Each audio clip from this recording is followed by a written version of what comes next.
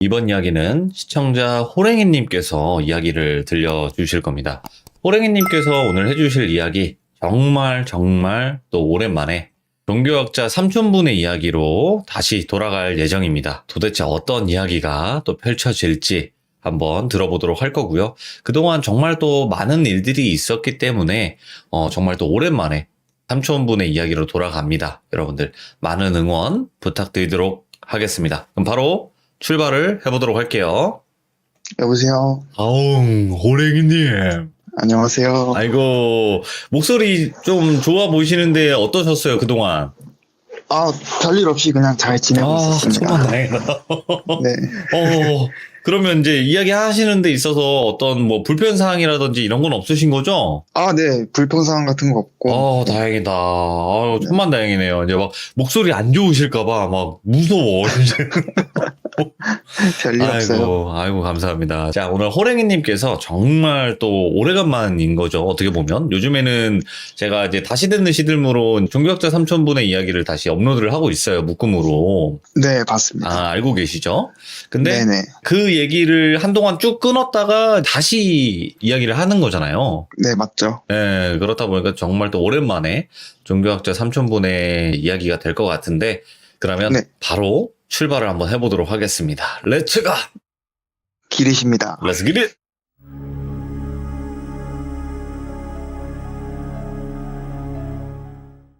오늘 해드릴 이야기는 노모와 아들에 대한 이야기인데. 노모와 아들? 네. 제목은 돌비님이 나중에 잘 정해주셔야 될 것 같아요. 제목을 따로 뭐라고 이렇게 정하기가 힘들어갖고. 그러면요, 아무튼 바로, 네네. 나라도 설명을 해주시면 좋을 것 같아요. 이게 한국에서 이거는 일어나는 한국에서 일어난 일이고, 삼촌이 당시에 해외에 계셨을 때인데 언제나 그렇듯 연락을 받고 일이 시작이 되는 거죠. 네. 한국에 계신 신부님이 연락을 주셨었는데 구마의식을 진행하고자 하는 중이었대요. 근데 전혀 진전도 없었고, 이게 아무리 한 2주 가까이를 했는데도 아무런 진전이 없다 보니까 본인들이 해야 할 일이 아닌 것 같기도 하고 없는 것 같기도 해서 삼촌이 오셔갖고 상황을 좀 보고 다른 종교에 도움을 주는 것이 좀 나을 것 같다 판단을 해서 연락을 했다고 말을 하셨대요. 당시 삼촌이 조그마한 팀을 꾸려서 움직이기 시작할 시기였는데, 네. 컨저링에 보시면은 워렌 부부, 그 주인공 부부가 몇 명의 사람들을 데리고 팀을 꾸려서 움직이잖아요. 약간 네. 그런 식이었던 것 같아요. 근데 많은 분들을 데리고 다니시진 않으셨고 딱 한 분, 카메라를 들고 다니실 수 있는, 촬영이 가능하신 분이 계셔서 그분을 데리고 한국으로 입국을 하셨대요. 예. 입국을 하셔갖고 그냥 정확히는 집 5채 밖에 없는 되게 조그만 마을이었는데, 그 집도 그냥 마루가 있는 흔한 시골집이었다고 하거든요. 시골 마을이네요. 예. 네네, 시골 마을이고, 집에 들어가면은 집안 분위기는 역시나 초상집이었고, 집 안에서는 언제나 그렇듯이 쾌쾌한 냄새도 많이 났고, 삼촌이 항상 어떤 문제가 있는 집에 들어가 보면은 되게 무겁고 이런 분위기가 적응이 전혀 안 된다고 말씀을 하셨거든요. 예. 그래서 그런 되게 기분 나쁜 느낌을 받으면서 집에 들어가니 보호자라고 하는 여성분 한 분이 계셨고, 방 안에서는 이미 어떤 기도와 같은 의식이 진행이 되고 있었던 거예요. 그래서 이제 카메라 들고 계신 분한테 거실에 있으라 하고 기도가 진행되고 있는 방을 조용히 문을 열고 들어가셨대요. 들어가셨는데 그 방 한가운데에는 나이가 좀 있어 보이시는 노파 한 분이 누워 계셨고, 네. 그 주변으로 신부님 3분께서 무릎을 꿇고 기도를 하고 계셨는데, 연락 받으면서 들었던 내용대로 어떠한 반응도 없고 그냥 조용히 진행이 되고 있었대요.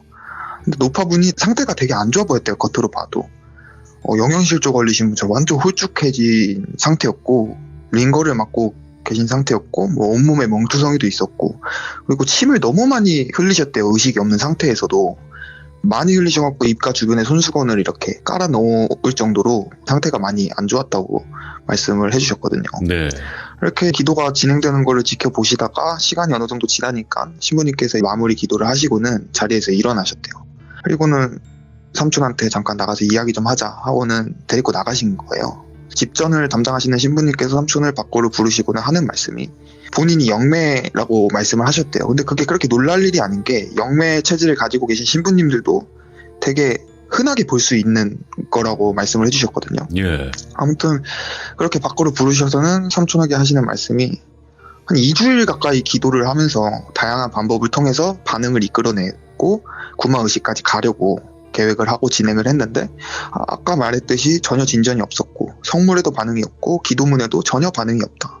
그리고 가장 큰 거는 본인 눈에 보이는 것도 우리가 흔히 보는 그런 악마의 형상이나 그렇다고 뭐 우리가 흔히 볼 수 있는 어떤 원한이 있는 영가의 형상도 아니고, 본인이 봤을 때는 아마 무속적인 것과 관련이 있지 않을까 싶다. 오. 그래갖고 우리가 여기서 더 이상은 뭔가 할 수 있는 게 없을 것 같아서 불러게 되었다. 이렇게 하고는 보호자도 그렇고 집안 자체가 너무 독실한 천주교 집안이어갖고 본인이 무속적인 것을 이야기했을 때 거부 반응이 좀 있었는데, 보호자가 본인이 잘 이야기를 해놨으니까 조금만 잘 타일러서 설득을 해보라고 하더래요. 그리고 이 일은 그냥 여기서 묻자고 이렇게 말씀을 하셨대요, 신부님께서. 네. 그리고는 삼촌 어깨를 두드리시면서 부탁 좀 하겠다고 자세한 이야기는 보호자한테 들어보고, 어르신이 많이 상태가 좋지 않으시니까 가능하면 중간중간 와서 기도를 좀 해드리고 싶다, 그러니까 부탁 좀 하겠다 하시고는 이제 자리를 뜨신 거죠. 이야기를 들어봐야죠, 보호자한테. 그래서 보호자한테 가서 카메라를 켜고는 이야기를 듣기 시작하신 거예요. 근데 보호자분이 되게 언짢은 표정으로 삼촌을 보고 계시더래요. 아무래도 천주교 집안이다 보니까 어떤 다른 종교의 힘을 빌린다는 것 자체가 되게 거부감이 있으셨던 것 같아요, 그분께서는. 제가 생각할 때에는. 그래서 이야기를 들어보니까 그 노파분하고 원래 아버님하고 아들 이렇게 세 가족이 있었대요. 네. 본인은 어렸을 때 고아원에서 자랐는데, 지금 누워 계시는 노파분께서 고아원 시절부터 많이 도와주셔갖고 본인이 지금은 보호자 노릇을 하고 있다.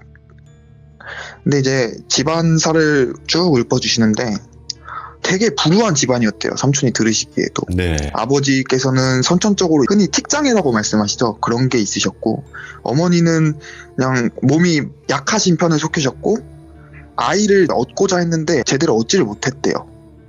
그러다가 되게 힘들게 얻은 아들은 말을 못하는 그런 장애를 가지고 태어났대요. 근데 얼마나 이쁘겠어요, 본인들 눈에는. 하나밖에 없는 아들이니까. 그렇게 키우시면서 그냥 힘드셔도 잘 버티시면서 하시다가, 아버지께서 이제 현장에서 일을 하고 계셨는데, 일을 하시다가 장비하고 접촉사고가 나셔갖고 그대로 거기서 사망을 하시고, 예.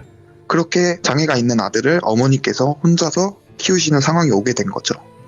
근데 어머니도 몸이 너무 약하시니까 일을 제대로 하지 못하는 상황이었는데, 다행히 집에서 이렇게 물려받은 조그마한 농가가 있어갖고 시골로 내려오셔갖고 거기서 삶을 이어나가신 거예요. 오.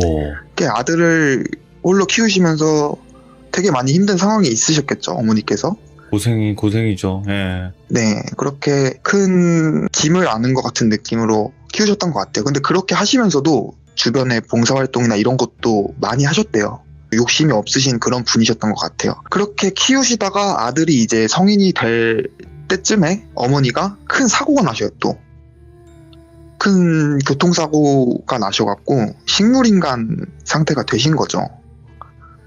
그때부터는 아들이 반대로 어머니를 돌보기 시작하신 거고, 근데 이 아들이 되게 대단한 게 머리가 되게 좋아갖고 장애가 있음에도 꽤나 조건이 좋은 회사에서 근무를 할 수 있는 기회가 와서 근무를 했고, 그렇게 이제 별다른 힘듦 없이 어머니를 돌보면서 시간이 계속 흘렀대요. 흐르다가 네. 아들이 집안 농사 일이 있으니까 그것도 신경을 써야 되잖아요. 그래서 주말마다 와갖고는 농사 일도 신경을 쓰면서 하고 있는데, 그러다가 농약을 드시고 돌아가신 거예요, 아들께서. 근데 이게 뭐 안 좋은 선택을 하신 게 아니라 사고죠. 잘못 마신 거죠. 네, 잘못 드시고는 농약을 먹고 돌아가셨는데, 이게 즉사를 하신 게 아니라 거의 한 1, 2주 가까이를 엄청 고통받으시다가 돌아가셨다고 하시더라고요. 근데 신기한 게 아드님이 돌아가시고 나서 어머님이 얼마 지나지 않아서 의식이 돌아오셨대요. 네. 의식이 돌아오셨는데 그간 있었던 일들, 아들이 본인을 돌봐주고 했던 일들을 기억을 다 하셨대요. 기억을 다 하셨는데 아들이 돌아가셨다는 소식을 듣고서는 이제 난리가 나신 거죠. 그리고 나서는 식물인간 상태에서 의식이 돌아오시고 나서 일상생활이 그 전보다 더 불가능해진 거예요. 그냥 어느 날부터 이제 창밖을 보면서 아들 이름만 막 울면서 부르기 시작하던 때가 있었대요. 네. 그때부터 이 보호자분이 어머님을 맡아갖고 옆에 계시면서 친딸처럼 계셨는데, 어느 날부터 그런 증상을 보이시고는 조현병 증상을 보이시다가 어느 순간부터는 또 PTSD라 하죠. 그런 증상을 막 나타내시더래요.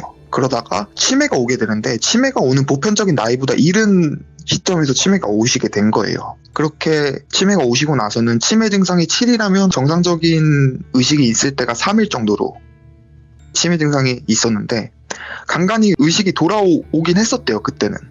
근데 외출을 거의 안 하시던 분이 어느 날 혼자 외출을 하더래요.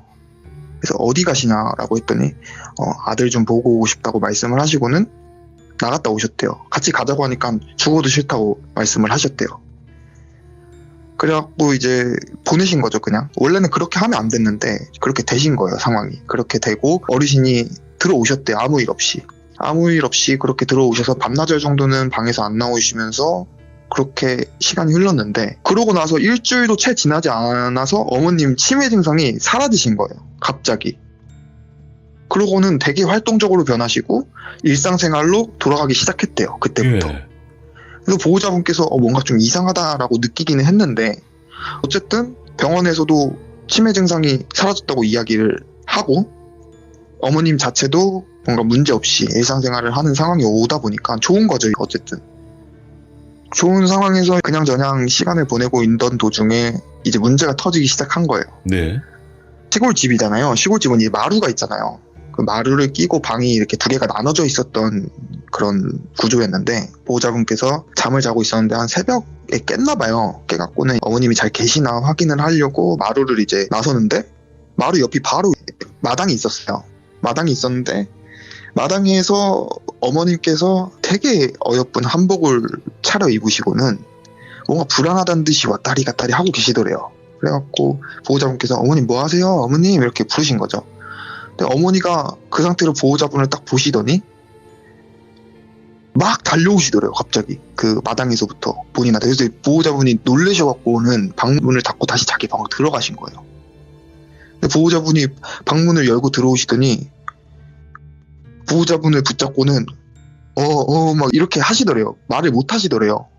그런데 이제 보호자분은 너무 깜짝 놀라셨고 너무 무섭기도 한 상황이니까 그 상태로 그냥 어머님을 밀치고는 도망을 간 거예요. 그렇게 하고 본인이 다니는 성당에서 네. 신부님들을 모시고 온 거예요. 혼자 오기 너무 무서우니까. 신부님 한 분을 모시고 왔는데 집에 돌아오니까 아무 일도 없었다는 듯이 어머님은 주무시고 계시고, 그렇게 신부님들이 돌아가시고 이제 보호자분도 어머님께서 다시 치매 증상이 나타나시는 건가 보다 하고 그렇게 그냥 가볍게 생각하고 넘기셨던 거예요. 근데 그때부터 아들이 본인 꿈에 나오기 시작하더래요.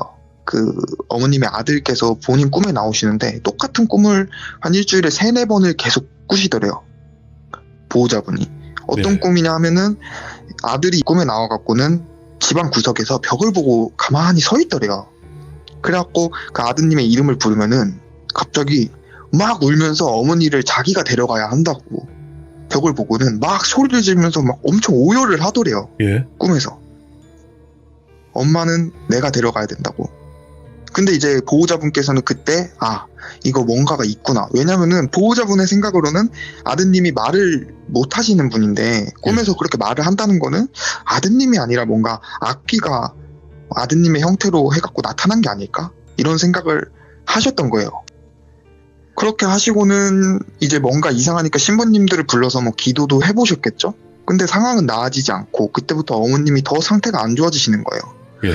의식이 없어지는 날이 많아지고 드시지도 않으시고 체중이 급격하게 막 감소를 하기 시작한 거예요, 그때부터. 그래서 병원에 처음엔 데려갔죠. 이렇게 저렇게 병원을 데려가갖고 뭐 치료도 해보려고 했는데 병명은 당연히 못 찾고, 병원에서 할 수 있는 거는 영양제 투입하는 거, 링거 주사 맞추는 거, 그런 거 말고는 없는 거예요. 근데 이게 계속 장기적으로 길어지다 보니까 병원비가 이제 부담이 되잖아요. 아무리 우리나라가 보험 쪽이 잘 돼 있다고 한들 그렇죠. 과거에는 그것도 그렇지 않았을 거고 병원비도 길어지다 보면 부담이 되니까 이제 퇴원을 시키고 나서 집에서 돌보시기 시작한 거죠. 링거 맞추시고 집에서. 그렇게 이상 증세가 심해지고 신부님들도 계속 오셔갖고 기도도 하시고 뭐도 하시는데 상황은 전혀 좋아지지 않고 아주 가끔 정말 흔하지 않게 의식을 차리는 시기가 왔는데, 그럴 때마다 어머님이 이 보호자분을 붙잡고 신부님을 붙잡고 아들이랑 같이 보내달라고, 자기를 예.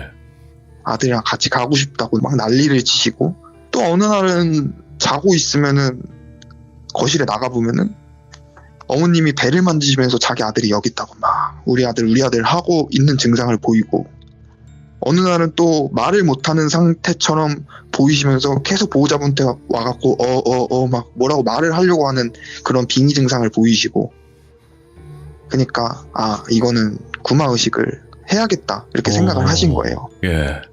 그래서 신부님한테 가서 부탁을 간곡히 했대요. 어머님이 되게 상태 안 좋은 거 아시지 않느냐. 근데 나는 이게 전혀 흔하지 않은 상황이라 생각한다. 뭐 이런 식으로 말씀을 하시면서 좀 도와달라고. 그렇게 하고 나서는 그게 현재까지 온 거예요. 상황을 보시고는 어쨌든 신부님들이 뭔가를 하셨는데 안 됐으니까 삼촌께서는 당연히 신부님이 무속적인 것과 관련이 있는 것 같다고 말씀을 하셨기도 했고, 삼촌은 당연히 무속적인 방법을 통해서 도움을 드리고자 한다. 보호자님이 되게 거북 증세를 보였대요. 네. 근데 삼촌이 그랬대요. 이렇게 두시면은 어머님 돌아가실 수도 있는 거 아시지 않느냐. 상태 보라고 지금. 저 상태로 지금 버티고 있는 것도 본인이 봤을 때는 정말 신기한 상황이라고 생각을 한다. 그러니까 거부감이 드셔도 그냥 내가 말하는 방법을 통해서 한번 해결을 해보자. 가만히 있는 것보다는 100번 낫다고 생각을 한다. 삼촌이 이렇게 말씀을 하셨대요. 말씀하시니까 알겠다고 하셔갖고 상황을 보시고 바로 일본에서 법사님을 호출을 하신 거죠, 삼촌이. 그래서 법사님이 오셨어요. 오셔갖고는 이제 집에 가고 있는데, 도교법사님? 네, 도교법사님. 네. 삼촌이 가장 믿을 만한 무속인이라고 하면은 도교법사님밖에 사실 없거든요. 삼촌께서. 네네. 근데 그 법사님이 한국에 들어오셔갖고 이동을 하는 도중에 계속 말씀하시는 게 이상하다 하시더래요. 그러니까 법사님이 삼촌을 통해서 대충 이야기를 들었는데, 법사님은 자꾸 그게 아닌 것 같다고, 이상하다고 그렇게 말씀을 하시고는, 법사님이 오셔갖고 방에 딱 들어가자마자 시선이 방 구석으로 꽂히더래요. 구석으로 꽂히고는 하신다는 말씀이, 그래도 조상이라고 왔구나. 근데 저렇게 구석에 박혀갖고 걱정 어린 표정만 하고 있다고 되게 혀를 막 차시면서 말씀을 하시더래요. 그러면서 되게 막 독설을 하시더래요. 아무짝에도 쓸모가 없다고. 어떻게 저렇게 쓸모가 없는 게 조상일 수가 있냐고. 막 이렇게 진짜 독설을 막 하시더래요. 좀 패드립이긴 한데, 예. 네네네, 그쵸. 그래서 삼촌이 왜 그러시냐고. 그런 말 함부로 하시면 안 되는 거 아니냐고. 그랬더니 법사님이 보호자를 갑자기 딱 쳐다보시더래요. 근데 보호자님이 그 법사님 눈길을 받자마자 빙의 증상을 보이시는 거예요. 빙의 증상을 보이시다가 막 달려오더니 무릎을 꿇고는 말을 못하는 것처럼 하면서 막 울부짖으시더래요. 법사님 앞에 무릎을 꿇으시고는 막 비시더래요. 삼촌은 이게 뭔 상황인가 싶으셨던 거죠. 근데 법사님께서 딱 이렇게 쪼그려 앉으시고는 그 보호자님 머리를 이렇게 쓰다듬으시면서, 그래 내가 해결해 주겠다고, 너네 엄마 내가 살려주겠다고 이렇게 말을 하시더래요. 예. 그러니까 삼촌은 이렇게 생각을 하셨대요. 어머님 곁에 아들이 어머님을 데려가려고 왔던 건가? 얘기를 들었을 때 처음에는 네. 어머님을 너무 사랑하는 마음이 커서 올라가지 못하고 어머님을 데려가려고 왔구나, 이렇게 생각을 하셨고, 어머님이 보이는 이상 증세들은 아무래도 일반인 몸 근처에 영가나 뭐 귀신 같은 게 있으면은 어떤 문이 열려갖고 빙의 증상이 많이 나타난다고는 하셨거든요, 삼촌께서. 그러니까 그런 식으로 생각을 하셨던 거예요, 삼촌 같은 경우에는. 근데 그게 아니었던 거죠. 법사님이 너네 엄마 살려줄게라고 하는 걸로 보아 아들이 본인 어머니를 살려달라고 지금 빌고 있는 상황인 것 같이 느껴지는데, 아무튼 이야기를 들어봐야 되니까 법사님한테 이야기를 들어보려고 법사님이 그 상황을 마무리 지으시고 일어나셨을 때 물어보려고 했는데, 법사님이 다짜고짜 그 어머님이 계신 방으로 들어가시더래요. 들어가시더니 보고는 막 인상을 엄청 찌푸리시더래요. 예. 그러더니 문을 쾅 닫고 나오시더니 내가 이럴 줄 알았다고 그렇게 말씀을 하시더래요. 무슨 일입니까? 이렇게 물어봤대요, 삼촌께서. 그러니까 법사님이 하신다는 말씀이, 그 아드님의 인상착의를 말씀을 하셨대요, 보호자분한테. 혹시 아들이 얼굴에 큰 점이 있고 뭐 어떻게 생긴 분이 맞습니까? 이렇게 물어보니까 보호자분께서 맞다고 이렇게 말씀을 하셨대요. 그랬더니 하신다는 말씀이, 아들 영가는 지금 어머니가 계신 방에 들어가지도 못하고 뭔가에 눌려갖고 저기 방 구석에 박혀있다. 거기서 나오지도 못하고 있다. 근데 내가 들어왔을 때 그 기운이 어느 정도 미뤄지니까 그대로 그 보호자분 몸에 이렇게 실려갖고는 비신 거예요. 법사님한테 살려달라고. 예. 그 기운에 눌려갖고는 아무것도 할 수가 없었던 거죠. 그러면서 앉아보시라고 앉히더래요. 그래서 삼촌도 앉으시거나 하신다는 말씀이 이 집안 자체가 독실한 천주교 집안이 원래 아니었다. 대를 타고 올라가다 보면은 되게 영험한 신을 모시는 무당 집안인데 이게 가까운 조상 중 하나가 모시던 신을 제대로 갈무리를 하지 않고 그냥 버려버린 거예요. 신을. 자신이 모시고 싶지 않아갖고 그걸 버려버리니까 이 신은 제대로 갈무리가 되지 않은 상태에서 버려진 거잖아요. 그러니까 완전 악에 바친 상태가 된 거였죠. 그리고 본인이 봤을 때는 그렇게 되고 나서 그 무당이었던 조상이 천주교를 믿기 시작했을 거다. 그러면서 어떤 천주교 그 종교적인 힘이 신주를 막은 게 아니라 이 집안이 점점 천주교 집안처럼 변하게 되면서 그 맹목적인 믿음이라고 해야 되나요? 뭔가를 믿는 그 믿음 자체가 너무 강했기 때문에 이 신줄이 내려오질 못했던 거다. 근데 이게 어느 순간부터는 또 믿음이 약해지는 시기가 있잖아요. 타고 내려오다 보니까 어느 정도 믿음이 약해지던 시기가 이 어머님의 그 시기가 된 거예요. 이 어머님이 믿음이 어느 정도 약해지기 시작했었던 딱 그 시기였고 그때부터 이 어머님이 무당이 될 팔자가 된 거죠. 이 신줄이 다시 내려오기 시작한 거예요. 어머님한테. 예. 근데 이 신줄이 제대로 된 신줄이 아닌 거예요. 그 버려진 신들이 얼마나 악에 받쳐 있었겠냐 이 말이에요. 법사님 말씀은. 그러니까 어느 정도 믿음도 약해졌고 본인들이 어느 정도 영향력을 행사할 수 있는 상태가 되니까 아버님 돌아가게 만드시고 아이도 제대로 못 가게 만드시고 그 낳은 아이마저도 장애를 갖게 만든 거고 결국에는 아들까지 이 신들이 한 거다. 예. 그리고 나서는 원래 이 집안 자체가 되게 나이가 있으신 신하고 어린 갓난아기 같은 신이 있대요. 근데 그거를 불려갖고 동자신처럼 모셔야 되는 상황인데 그거를 제대로 하지 않고 마무리를 져갖고 이 어머님 뱃속에 그 아이가 태아처럼 들어가 있다는 거죠. 예. 들어가 있고 지금 이 어머님이 아무런 의지가 없다. 왜 없느냐? 지금 신이라는 사람이 이 어머님이 가장 사랑하는 아들의 모습으로 지금 어머님 옆에 있다.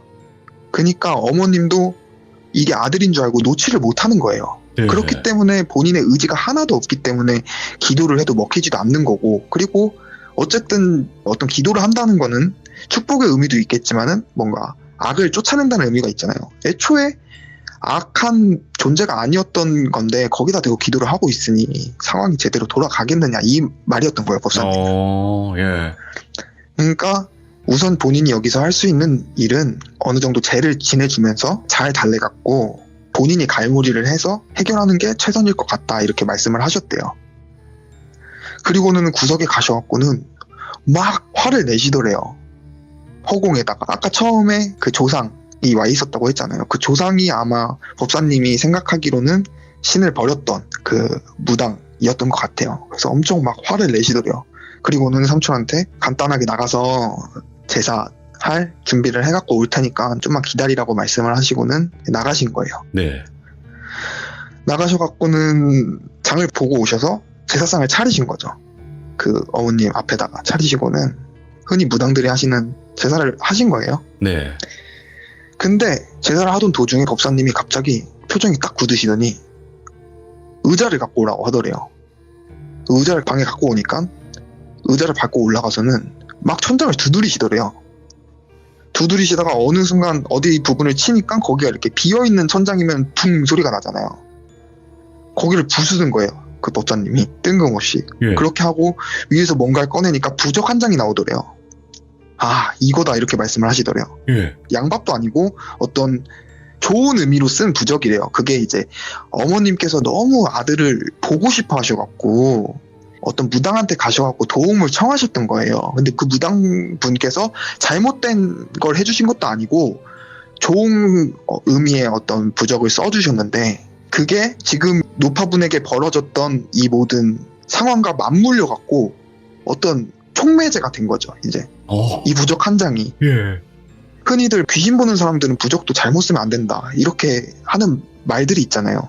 귀신 보는 사람들은 된 사람들은 거네. 네, 그러니까 오히려 더 그게 촉매제가 돼갖고 조금 반쯤 열려있던 귀문이 아예 활짝 열려버리게 된 그런 케이스라고 말씀을 하시더래요.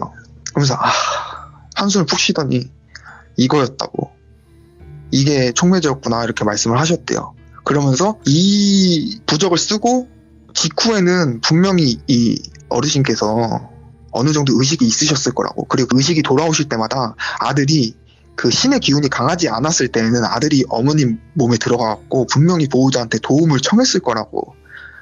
그러니까 어머님이 중간중간마다 말을 못하는 그런 흉내를 내시면서 계속 보호자한테 왔던 거예요. 빙의가 된 상태로. 네. 근데 보호자는 그거를 너무 무섭게만 받아들여갖고 해결을 빨리 할 수 있었음에도 할 수 없었던 상황이었던 거죠. 어쨌든 그렇게 한 3, 4일간을 제사를 지내는데도 전혀 나올 생각도 없고 어머님 상태는 더 안 좋아지시고 그런 상황이 계속 반복이 되더래요. 그러니까 이제 법사님도 결단을 내릴 시기가 온 거죠. 그러면서 5일째 되던 날에 제사상을 딱 차리고 거기 앞에 앉으셔서 이렇게 말씀을 하시더래요. 어르신, 이게 제가 할 수 있는 마지막 예의라고. 어르신도 잘 알지 않느냐. 어쨌든 우리는 산 사람이 우선이다. 그게 신이 됐든 뭐 악귀가 됐든 우린 산 사람이 우선이다. 이게 제가 마지막 해드릴 수 있는 예의고 어르신께서 본인 발로 올라가실 수 있는 마지막 기회라. 뭐 이렇게 말씀을 하셨대요, 법사님께서. 예. 근데 당연히 뭐 어떤 일도 일어나지 않았고 그렇게 하시고는 삼촌하고 나오셔서 담배 한 대 태우시면서 얘기를 하신 거죠. 어떻게 하실 건가요? 이렇게 물어보니까 법사님께서 뭐 어떻게 다 태워버리고 그냥 끝을 내야 된다고 이렇게 말씀을 하셨대요. 더 이상 뭐 예의를 차릴 게 없다. 이렇게 두면은 진짜 1주, 2주 지나면은 돌아가신다고. 아이고. 너무 상태가 안 좋다고 이렇게 말씀을 하셨대요. 내가 딱 3일만 일본에 가갖고 기도를 좀 하고 오고 싶다. 왜냐면은 어쨌든 이게 일반 악기도 아니고 나름 신이었던 존재를 내가 지금 강제로 빼내야 되는 상황인데 이게 내가 모시는 신의 도움이 없으면은 나 혼자는 할 수가 없다. 허락도 구해야 하고 하니까 일본에 가서 기도를 하고 오겠다. 근데 지금 저분이 너무 상태가 안 좋으니까 신부님들을 불러가지고 기도를 좀 해주라고, 기다리고 있으라고 이렇게 말씀을 하셨대요. 그리고는 일본에 잠깐 돌아가셨고 신부님들이 오셔갖고 기도를 하기 시작한 거죠. 근데 그때부터 이 신이라는 존재가 어느 정도 자기한테 위협이 될 만한 게 올 거라고 예상을 했는지 그때부터 발악을 하기 시작한 거예요. 신부님들이 기도를 하다가 한두 분씩 혼절을 하더래요. 그냥 네. 툭 하고 쓰러졌다가 다시 일어나서는 기도를 하고 이런 상황이 3일 가까이 계속 지속이 되더래요. 그렇게 하시고는 그날 저녁에 일본에서 법사님이 다시 들어오신 거예요. 제자분 3분을 데리고 들어오셨대요. 들어오셔갖고는 뭐 이것저것 한국에서 구할 수 있는 건 한국에서 구하셔갖고 오신 거예요. 집으로 오셔갖고는 이제 준비가 끝났다. 내가 모시는 신께서도 허락을 해주셨고 허락을 해주셨다는 의미는 나를 도와주시겠다는 의미니까 예. 한번 해보자, 한번 살려보자 이렇게 말씀을 하시더래요. 그래갖고는 그날 굿 준비를 한 거죠. 다음날 새벽에 굿을 하기로 했대요. 굿을 준비를 하는데 이제 그때부터 막 이것저것 나오는 거예요. 복숭아나무로 만든 거울도 나오고 부적도 몇 장 가지고 오셨고 그 다음에 법사님이 오시는 신이 쓰는 검은 천 같은 게 있대요. 그것도 챙겨 오셨고 이렇게 챙겨 오셔갖고는 처음에 굿을 시작을 할 때는 제자분을 밖에다 두시고 본인하고 삼촌만 들어가셔갖고 준비를 하신 거예요. 테마 의식을. 예. 딱 앉으셔갖고는 머리 위에다가 거울을 딱 덮어 놓으셨대요. 머리 윗부분에다 덮어 놓으시고는 부적 2장을 쓰셔갖고 그거를 머리 위에다 딱 놓으셨대요. 그게 이제 신을 빼낼 때 쓴 그런 도구였던 것 같아요. 그리고는 어르신들이 입는 이쁜 한복과 어린아이가 입는 이쁜 한복을 준비를 하셔갖고는 테마 의식을 하신 거예요. 네. 처음에는 별 다를 게 없는 테마 의식이었대요. 법문 외우시면서 계속 반복하는 그 작업들. 맨날 삼촌이 봤던 거니까 별로 특별할 거 없네 하면서 보고 계셨대요. 그렇게 보고 계시는데 어느 순간부터 어머님 입은 웃고 있는데 어머님 눈에서 눈물이 막 그렇게 나오시더래요. 그러더니 그 순간 딱 그걸 보시더니 법사님께서 어머님 옆으로 가셔갖고 머리에 딱 손을 얹고는 법문을 막 외우시더래요. 그러면서 하시는 말씀이 어르신 그거 아드님 아니에요. 이렇게 말씀하시더래요. 놓으셔야 된다고. 어머님 그거 아드님 아니라고. 놓으셔야 된다고. 놓으시라고. 아드님 아니라고. 계속 그 얘기를 반복하면서 막 법문을 외우시더래요. 예. 그러니까 그 증상이 삼촌이 말씀해 주시기를 이제 본인의 의식하고 그 어떤 영가나 뭐 그런 영적인 존재의 의식하고 뒤섞이는, 그러니까 본인의 의식이 조금씩 나오는 증거래요. 그런 감정의 변화가 얼굴에 2개가 나타난 거잖아요. 그러니까 이 법사님도 그걸 알아차리시고는 희망이 보인다 하시고는 강하게 나가기 시작하신 거죠. 근데 계속 그 상황만 반복되고 거기서 또 더 이상 진전이 없더래요. 그러니까 딱 법사님이 거기서 테마의식을 딱 멈추시더니 삼촌한테 애들 들어오라고 하라고. 내가 진짜 마지막까지 어떻게든 좋게 빼갖고 보내려고 했는데 이건 더 이상 안 되겠다. 그냥 이거는 내 식대로 가는 게 맞는 것 같아. 애들 들어오라고 하라고 하더래요. 예. 그렇게 딱 들어오라고 말을 하니까 제자분 3분이 들어오신 거죠. 검은색이랑 보라 색깔이 섞인 한복을 딱 차려입고 들어오시더래요. 제자분께서. 예. 제자분이 들어오시더니 머리하고 양팔 옆에 딱 가부좌를 태우고 앉으시더래요. 제자분께서. 이렇게 앉으시고는 그 4분에서 서로 다른 법문을 외우기 시작하는 거예요. 읽기 시작하는 거예요. 읽기 시작하시면서 그 검은 천을 일자로 쫙 피셔갖고는 법사님이 본인 앞에다 딱 놓더래요. 그리고는 막 법문을 외우시다가 어느 순간 법사님이 멈추니까 제자분들도 멈추기 시작한 거예요. 일단 멈추시고는 법사님이 거기서 큰 소리로 막 일본어하고 중국어가 섞인 이야기를 하시는데 그게 무슨 의미냐고 제가 물어봤거든요. 그랬더니 옥경에서 사자가 내려온다. 오체투시를 해라. 뭐 약간 이런 의미였대요. 그렇게 얘기를 하니까 그 제자분들께서 오체투시를 하더래요. 진짜로. 오체투시를 막 하더니 그 검은 천을 일자로 쫙 그냥 대충 이렇게 핀 것 같은데 그게 그 어르신 몸에 일자로 쫙 펴져갖고는 올라가더래요. 그 천이. 예? 그래서 막 그때부터는 진짜 엄청 큰 소리로 법문을 외우시면서 흔히 우리가 보는 그런 무당의 굿 같은 게 일어나기 시작하는 거죠. 네. 그런 식으로 굿을 막 하다가 어떤 항아리를 들고 오시는데 거기에 이제 짐승들의 피라고 그런 게 섞인 그런 게 있었는데 거기에다 손을 툭 담그시더니 어르신 이마에다가 그걸 쓰신 거죠. 한문 같은 걸 쓰셨는데 그 의미가 천명, 하늘의 뜻이라는 그런 거를 한자로 쓰시고 그렇게 계속 굿이 진행이 된 거예요. 굿이 진행이 되는데 되게 신기하게도 진짜 그렇게 굿을 진행을 한 지 20분도 지내지 않아갖고 막 몸이 덜덜덜덜 막 떨리더래요. 노파분께서. 되게 신기한 유형의 테마의식이었다고 삼촌께서 말씀을 해주셨거든요. 네. 그렇게 몸이 막 떨리시고는 어느 정도 계속 그런 상황이 진행되다가 이제 테마의식이 종료가 된 거예요. 다 끝이 났고 그 한복은 그 자리에서 바로 태워버리셨대요.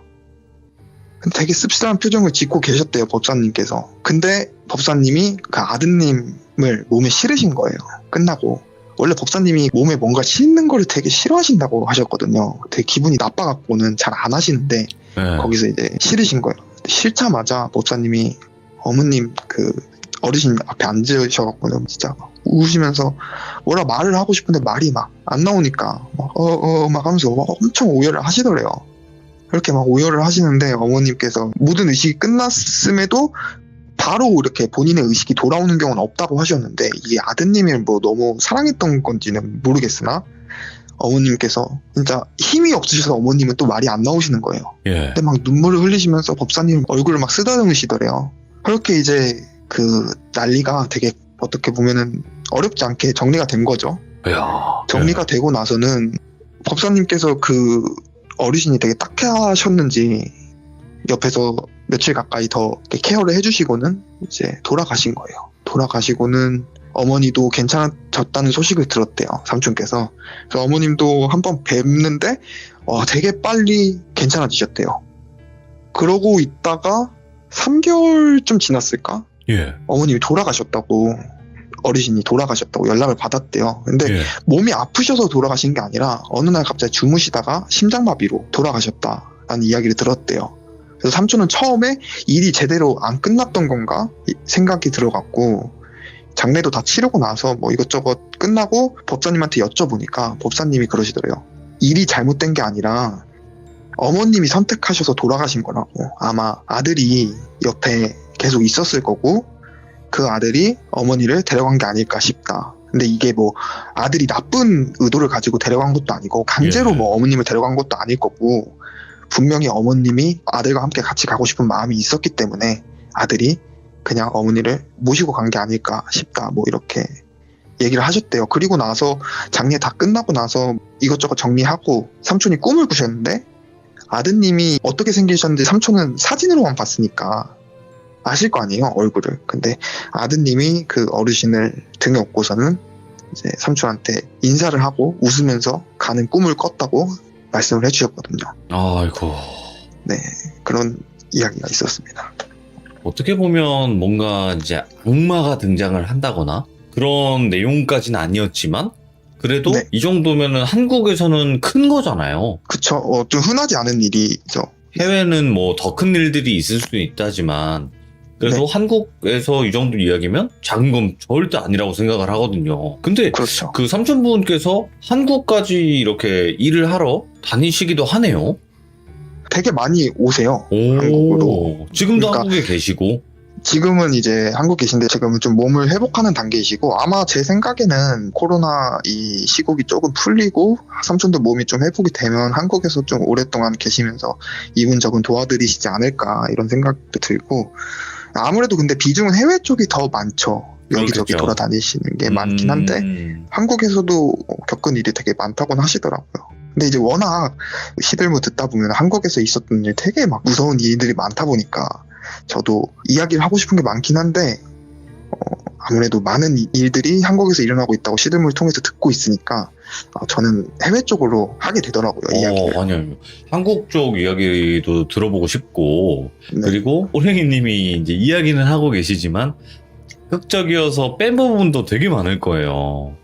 그쵸. 왜냐면은 이게 옛날에 제가 초창기에 참여했을 때는 아무래도 좀 그런 거에 무지한 상태여갖고 제가 그냥 다 이야기를 한다는 마음이었는데 이게 어느 정도 참여를 하다 보니까 저 나름대로 이게 걸러내야 될 게 많구나 이렇게 생각이 들더라고요. 그래갖고 좀 걸러내게 되더라고요. 우리 네. 시청자분들이 진짜 고생이 많아.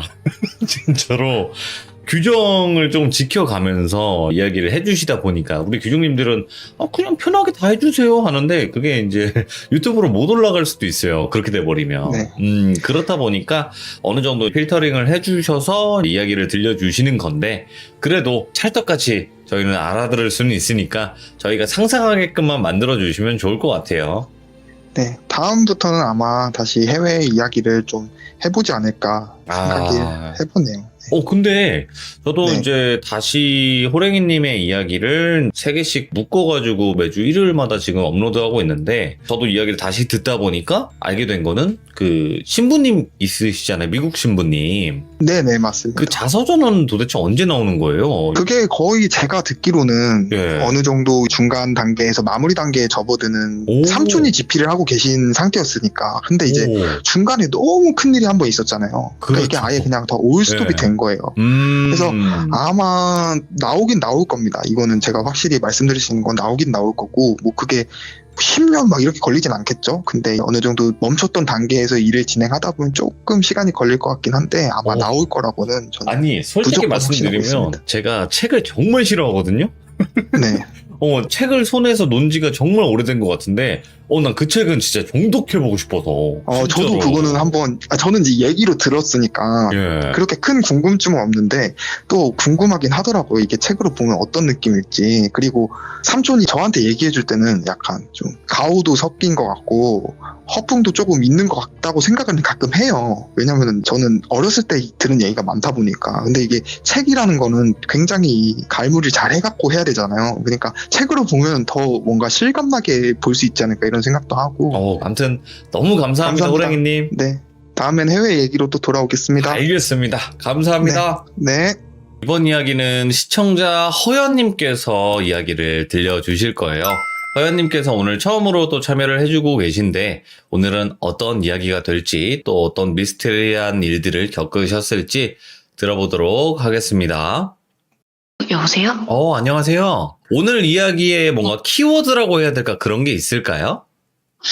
키워드 같은 건 저도 잘 모르겠는데 일단 여자 귀신이라고 해야 되나? 귀신. 여자가 좀 보이고 살짝 그런 게 있어서 지금은 또 남자라고 하더라고요. 오호, 그러면 뭔가 따라다니는 그런 느낌인가요?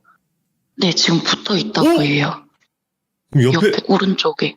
오른쪽에서 듣고 있는 거예요? 듣고 있을 수도 있고 자기들끼리 놀고 있을 수도 있는데 이게 정확하게 제가 보이는 것도 아니라서 저도 이제 들은 거거든요. 알겠습니다. 그러면 자, 귀신과 함께 같이 듣는 네, 호연님의 무서운 이야기 바로 한번 들어보도록 하겠습니다. 렛츠고! 길이십니다. 렛츠 기릿!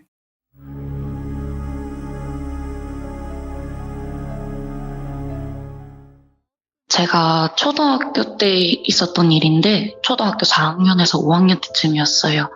한 20층 정도 되는 아파트였었는데 저희 집이 10층에 살았었거든요.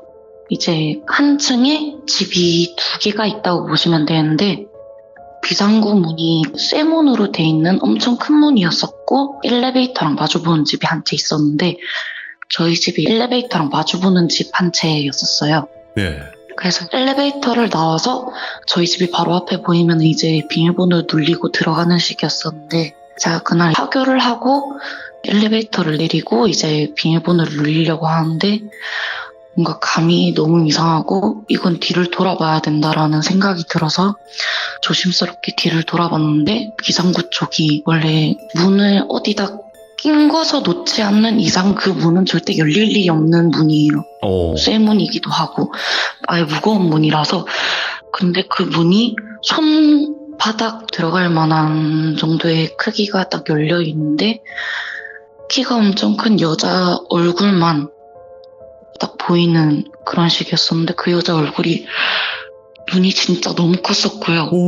검은 동자가 너무 커서 이제 이게 진짜 살짝 외계인 눈을 보시면 살짝 그런 크기였었어요. 그게 이제 체감상 1분에서 2분 정도 흘렀던 것 같은데 계속 그 여자가 저를 쳐다보고 있길래 저는 무서우니까 소리도 못 지르고 움직이지도 못하고 마음속으로는 이거 비밀번호를 빨리 눌리고 집으로 들어가야 된다는 마음밖에 없었는데 그게 안 되는 거예요. 그래서 그 여자랑 한 1분에서 2분 정도 눈을 마주치고 있다가 문이 스르륵 또 닫혀요.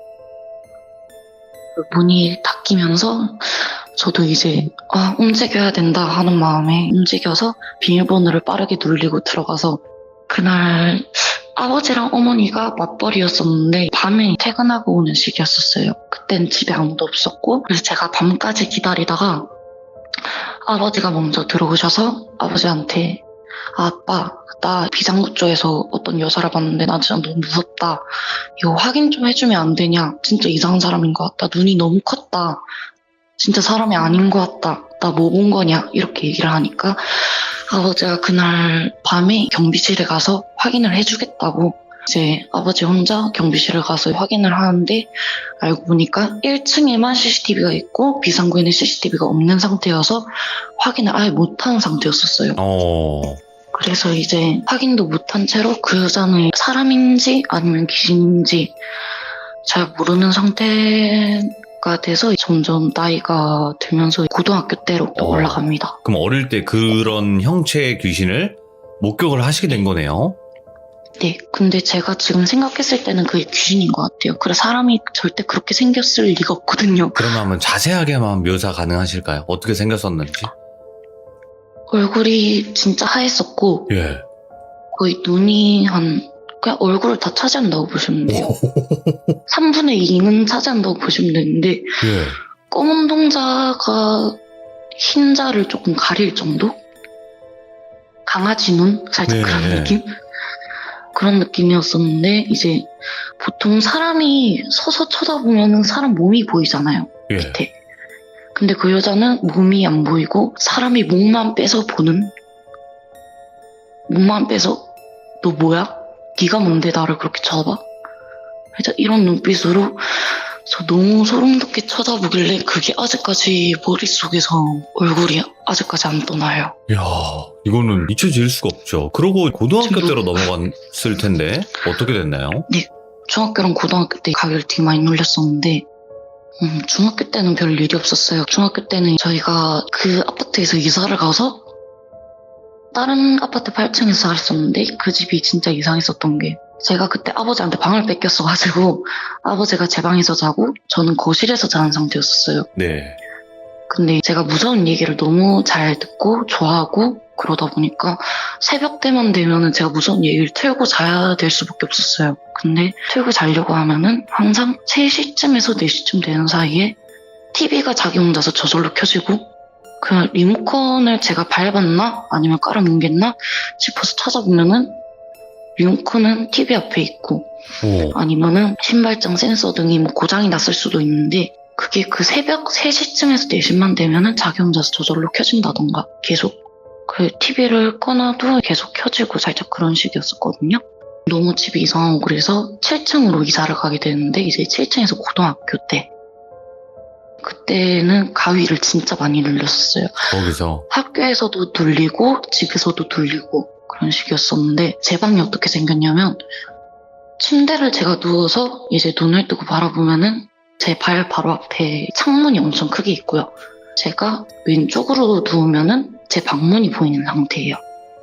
근데 가위를 계속 눌리다 보니까 제가 손가락을 어떻게 움직이면은 깰 수 있다 이라는 생각이 들어서 그때도 가위가 한번 눌렸었는데 손가락을 움직이면 일어나시겠지 이 생각으로 손가락 움직이는데 안 움직여지는 거예요. 네. 근데 한 번씩 드는 생각이 이건 큰일 났다. 진짜 깨야 된다. 안 깨면 진짜 큰일 났다. 어떡하지? 이거 진짜 뭐가 보일 것 같은데 깨야 된다 하는데 눈이 딱 떠졌어요. 그때 제가 가위가 눌리면서 눈이 떠진 적이 별로 없었거든요. 근데 제 발이 앞에 보이는데 제 의지와는 상관없게 오른쪽 발이 엄청 천천히 들리기 시작하는 거예요. 예. 자기 혼자서 들리다가 이거 진짜 깨야 된다 이러면서 진짜 악으로 손가락을 어떻게든지 움직여서 가위를 깼어요. 예. 깼는데 발이 툭 하고 떨어지면서 이제 가위가 끝난 거예요. 그때 몸이 움직이는 게 처음이었었고 이제 한 번은 학교에서 가위를 눌린 적이 있는데 그때는 컴퓨터실이었었어요. 그 컴퓨터실이 짝을 지어서 2명씩 앉는 그런 자리였었는데 제 옆자리에는 가명을 돌비라고 할게요. 네네. 돌비라는 남자친구가 옆에 앉아서 컴퓨터를 하고 있는 상황이었어요. 저는 누워서 그 돌비라는 친구를 바라보고 자고 있었는데 그 친구는 이어폰을 끼고 있지 않은 상태였었고 저도 끼고 있지 않은 상태였었는데 이제 그 상태에서 가위가 눌리면서 눈이 딱 떠진 거예요. 그때도 눈이 딱 떠져서 진짜 큰일 났다 이런 생각에 그 돌비라는 친구 이름을 막 부르면서 돌비야 나 좀 깨워줘 빨리 야 너 뭐 하는 거야? 돌비야 깨워달라고 이러면서 소리를 진짜 악으로 지르고 있는데 그 돌비라는 친구가 컴퓨터에만 정신이 팔려가지고 저를 안 깨워주고 있는 거예요. 저는 화가 너무 난 상태에서 어떻게 하다가 이제 손가락을 움직이면서 또 가위가 풀리고 일어나자마자 진짜 짱욕을 하면서 돌비야 너 나 왜 안 깨워줬어? 야 내가 그렇게 소리를 질렀는데 야 그렇게 나를 안 깨워주면 어떡해? 야 너 뭐하고 있었어? 너 컴퓨터만 계속 하고 있었잖아. 이어폰도 안 끼고. 내가 소리 지르는 거 못 들었어? 내가 그렇게 소리를 질렀는데? 이러니까 돌비라는 친구가 하는 말이 야 호연아 너 왜 그래? 갑자기 자다가 일어나가지고 너 눈 뜬 적도 없어. 이러면서 제가 가위를 눌린 것도 모르고 제가 자는 줄 알았다는 거예요. 그래서 그때 이후로 학교에서 잠을 못 자고 집에서 자는 상황이 됐는데 그때가 고등학교 2학년 때였었어요. 네. 그리고 고등학교 3학년 때는 제가 취업을 나가서 이제 학교에는 많이 못 있고 회사를 다니는 시기였었는데 오. 그 회사의 파트장 언니 분이랑 이제 친해져가지고 원룸 집에서 한 번씩 같이 자게 됐었는데 그 집이 조금 이상한 게 들어가기만 하면 뭔가 조금 쎄한 분위기가 좀 없지 않아 있었어요. 음산했구나. 네, 좀 많이 골목길도 많았었고 그 집 자체가 조금 외진데 있다 보니까 네. 그래서 한 번은 그 언니 집에서 같이 자는데 원룸이다 보니까 언니랑 같은 침대에서 같이 자고 있었는데 이제 그 파트장 언니 분이 몸부림이 엄청 심해서 자다가 저를 막 때리는 거예요. 그래서 저도 모르게 화가 나서 아이씨 이러면서 일어나서 담요를 들고 거실에서 자게 됩니다. 거실에서 자는데 제가 신발장 쪽을 보면서 자고 있었어요. 네. 자고 있었는데 정신이 반쯤 일어나졌을 때 지금도 이게 가위인지 꿈인지는 잘 모르겠는데 제가 봤을 땐 가위인 것 같거든요. 네. 뒤에서 어떤 여자가 호연아 일어나 화나 뭐해? 일어나야지. 이러면서 계속 말을 걸어요. 그래서 저는 방 안에서 자고 있는 파트장 언니가 저를 깨우는 줄 알고 아씨 시끄러워 이러면서 짜증을 내면서 다시 잠에 청하게 되는데 이제 일어나서 그 파트장 언니를 깨운 다음에 언니한테 언니 왜 나 깨웠어? 언니가 나 방에서 부른 거 아니야? 계속 화연아 일어나라고 했잖아. 이렇게 얘기를 하는데 그 언니가 일어나서 하는 말이 뭔 소리야? 나 지금 네가 깨워서 일어난 거야. 나 이제까지 한 번도 깬 적 없는데 누가 뭘 부르냐면서 난 너를 그렇게 부른 적도 없고 난 계속 잠만 자고 있었다고. 그렇게 해서 들은 얘기가 그 언니가 그 집에 이사를 했을 때 가위가 눌렸던 얘기인데 그 언니가 남자친구분이랑 같이 거실에서 자고 있는 상태였었는데 그 언니가 혼자 가위 눌리게 됐어요. 근데 그 거실이 좀 많이 넓었었는데 검은 형체들이 그 거실을 완전 빼곡하게 채울 정도로 많은 사람이라고 해야 되나? 사람 형체의 검은 형체들이 막 있다가 자기들끼리 막 깔깔깔깔거리면서 비웃듯이 하고 있다가 갑자기 그 파트장 언니의 방으로 막 뛰어가는 거예요. 예. 뛰어서 다 같이 막 후다닥 들어가가지고 방문을 살짝 열고 완전 비웃듯이 그 틈새를 완전 다 메꿀 정도의 사람들의 얼굴이 그 언니를 보면서 야 너는 못 들어오지? 넌 못 들어오지? 너 못 들어오게 할 거야. 네가 한번 쫓겨봐. 살짝 이런 웃음소리로 막 깔깔깔깔깔 거리면서 웃고 있는데 그 언니는 뒤에서 뭐가 쫓아오니까 문 좀 열어달라고 제발 열어달라고 계속 빌고 사정하면서 그러고 있다가 옆에서 남친구가 깨워서 이제 풀리게 됐는데 예. 그 언니도 자기가 생각했을 땐 그게 가위라고 생각을 하고 저도 가위가 어떻게 걸리는지는 잘 모르겠는데 그런 일이 있었어요. 그래서 제가 그 이후에는 그 언니 집에서는 잘 안 자고 그 언니도 그 집에서 이사를 가서 다른 집에 살고 그런 식으로 됐었고 네. 제가 이제 21살이 되는 날에 제가 주말에는 서면에 있는 클럽에서 일을 하고 새벽에 평일에는 전자담배 가게에서 일을 하게 돼요. 이제 쉬는 오. 날이 아예 없다 보니까 후잡이네. 네. 아예 쉬는 날이 없어요. 그래가지고 아침에는 전자담배를 팔고 밤에는 술을 파는 살짝 그런 직업이 되어버렸는데 예. 제가 클럽을 한 1주, 2주 정도 다니고 있다가 이제 전자담배 가게 면접이 돼가지고 정직원으로 출근을 하게 됩니다.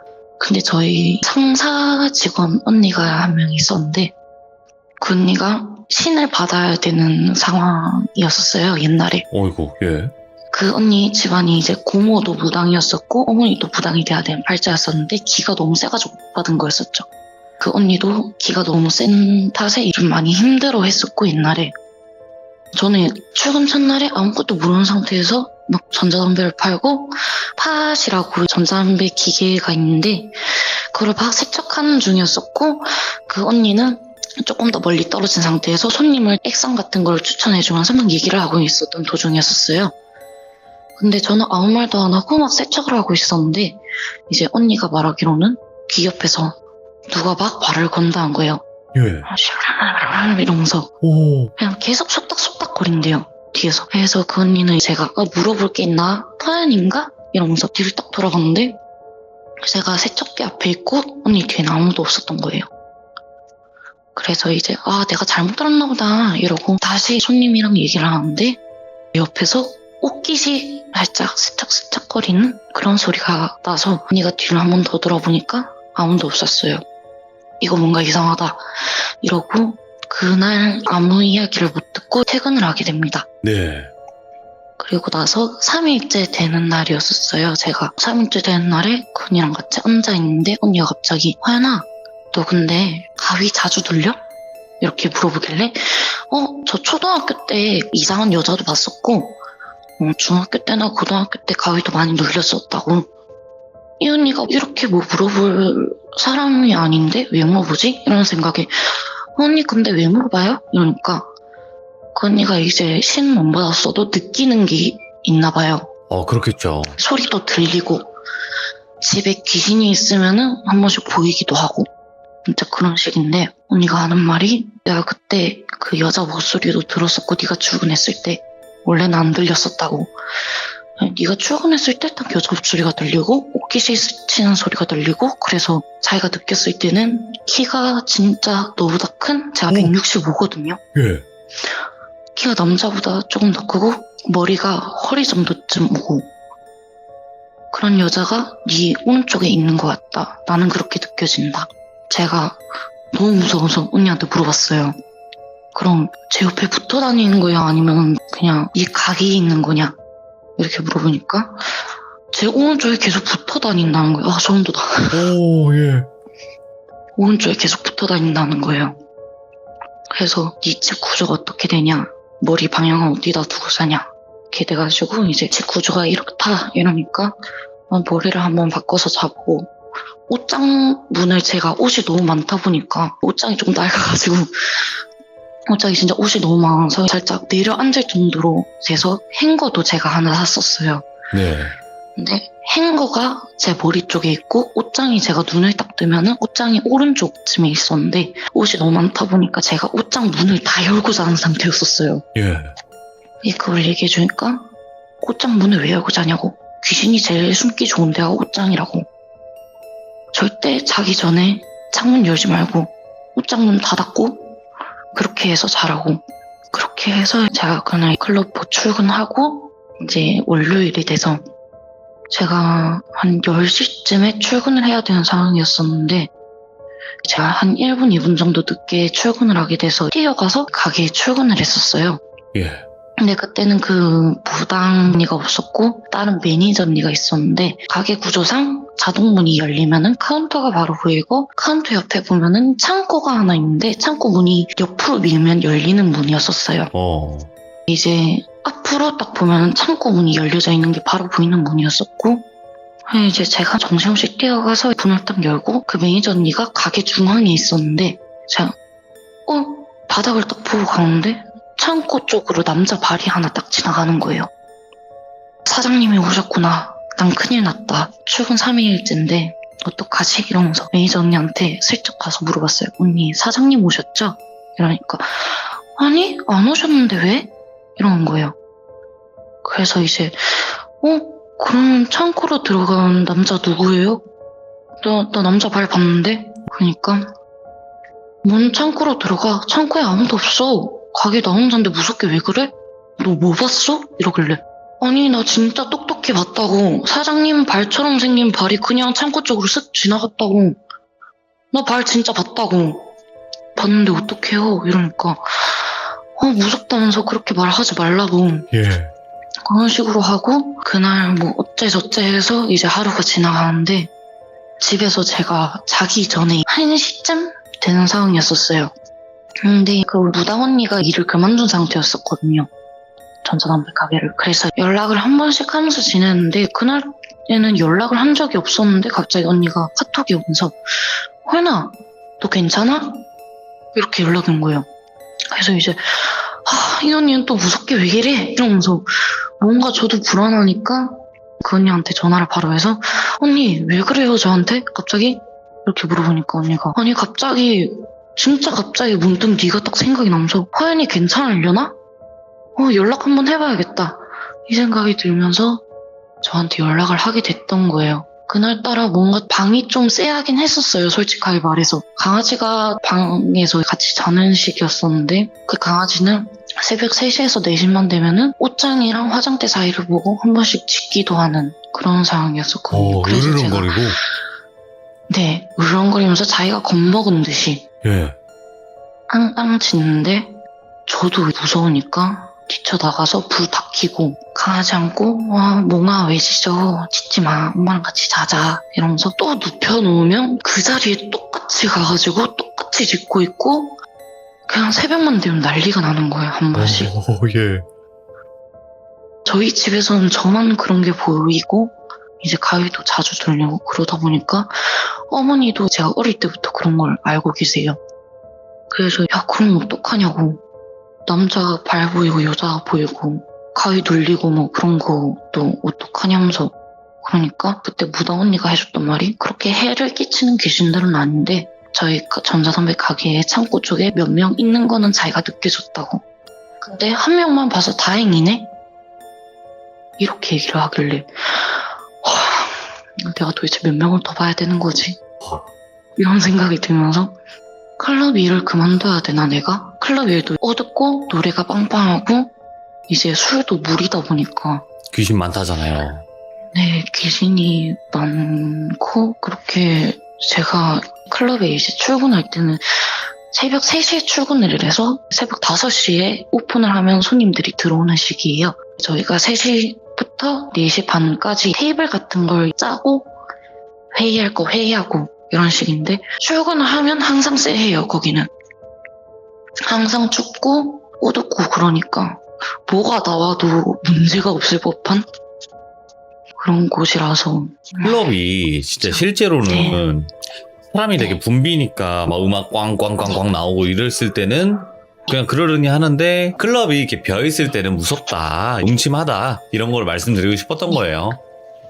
지금 제가 네. 이때까지 봤던 게 여자 목소리나 초등학교 때 봤던 것도 여자 얼굴이었었으니까 예. 그 지금 오른쪽에 붙어있는 여자가 그 여자가 아닐까 생각이 들기도 하고 남자는 제가 한 번도 본 적이 없으니까 남자는 슬슬 제 눈에 보이지 않을까 싶어요. 일단은 지금 현재 진행형인 것 같아요. 지금 이런 네. 것들이 어떤 해결이 된 것도 아니고 그렇다 보니까 근데 너무 걱정하실 필요는 없으실 것 같아요. 일단은 어떤 해를 끼치거나 그런 건 아니었기 때문에 좀 더 두고 보시는 게 좋지 않을까 싶어요. 정말 너무 무서워서 새벽 5시에 네. 해 뜰 때 자는 경우도 있고 아이고. 그런데 또 제 유튜브를 보시고 뭐 그러시는 거예요? 저는 근데 아세라님도 좋아하는 분이라서 그 아세라님 영상을 풀로 모아두셨잖아요. 네. 그거를 항상 들으면서 자야지 잠이 잘 오는 그런 타입이라서 여보세요. 이걸 들어야지. 네, 그걸 안 들으면 잠이 안 오더라고요. 그나마 다행이다. 여보세요. 이걸 들으면서라도 잠을 잘 수 있다는 게, 그나마 다행인 것 같네요. 아이고. 아무튼 오늘 허연님 너무 추우실 텐데, 이렇게 야외에서 지금 비상계단에서 참여를 하고 계신 건데, 따뜻한 곳으로 돌아가시기 바랍니다. 너무 감사합니다. 네. 근데 확실히 이 허연님 그 스타일의 목소리를 가지신 분들이 노래 잘하시는데, 진짜 노래 잘하세요. 그리고 원래는 저한테 카톡 내용을 보내주신 게 있어요. 근데 제가 그냥 읽어드리자면, 이제 허연님이 먼저 말을 해요. 언니, 내일 오면 할 말이 있어요. 이러니까, 뭔데? 벌써 궁금한데? 이러니까, 출근하면서 뭐 봤어요. 이렇게 얘기를 하신 거예요. 근데, 뭐 됐어? 너무 무섭잖아. 매장에서? 길에서? 이렇게 물어본 거예요. 그래서, 남자 다리를 봤어요. 창고에서. 그래서 맞나? 만나가 이제 그래 이거겠죠? 그래서 큰일 났다 이렇게 얘기하시길래 이야기가 궁금하네 라고 이제 하셔가지고 나도 창고에 뭐가 있다고 생각은 했었는데 너는 봐버렸네. 그래서 난 몰라 어떡하지. 그래서 해를 끼치는 애는 아니다. 그래도 하나만 봐서 다행이라고 할게. 나는 하나만 봐서 다행이라고 할게. 나는 여러 명 있다고 느껴졌다. 그래서 심심하면 데리고 공부 같이 해야 할 듯요. 그래서 무섭다 이렇게 해서 카카오톡이 마무리가 되는데 그 창고에 한둘은 아닌 것 같아요. 보니까. 암튼 귀신은 귀신이고 산 사람은 산 사람이고 좋은 일만 가득하시길 바랍니다. 시청해주신 모든 분들 감사합니다. 고맙습니다.